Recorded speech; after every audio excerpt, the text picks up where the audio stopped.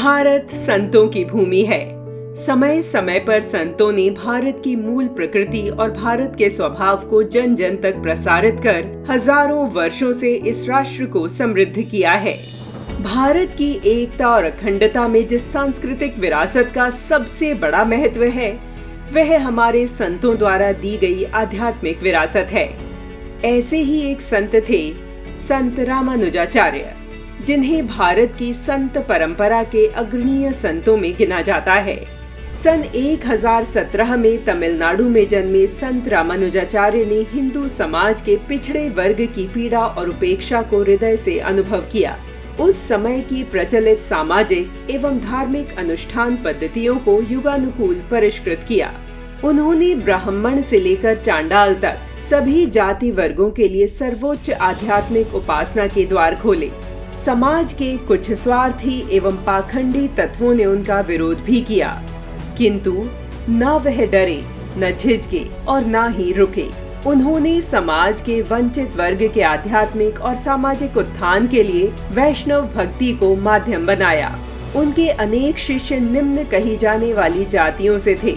उनके समय में भगवान की रथ यात्रा के अवसर पर तथाकथित निम्न जातियों वाले ही रथ पहले खींचते थे।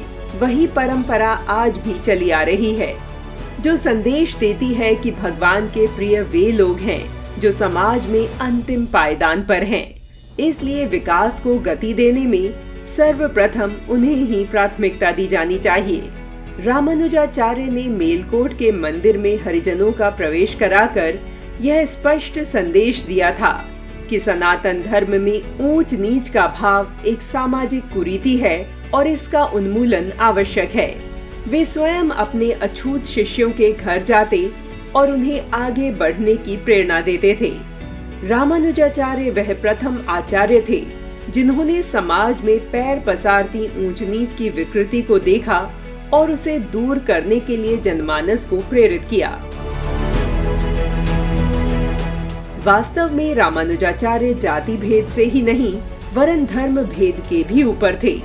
रामानुजाचार्य अपने भक्तों से कहा करते थे, अपने कर्तव्य का पालन सांसारिक लाभ की दृष्टि से नहीं, वरन परमात्मा की सेवा मानकर किया जाना चाहिए। संत श्री रामानुजाचार्य की स्मृति में हैदराबाद में 216 फीट ऊंची स्टैचू ऑफ इक्वलिटी स्थापित की गई है, जो आज भी हमें सनातन धर्म में व्याप्त समरसता से उद्भूत समानता का संदेश दे रही है।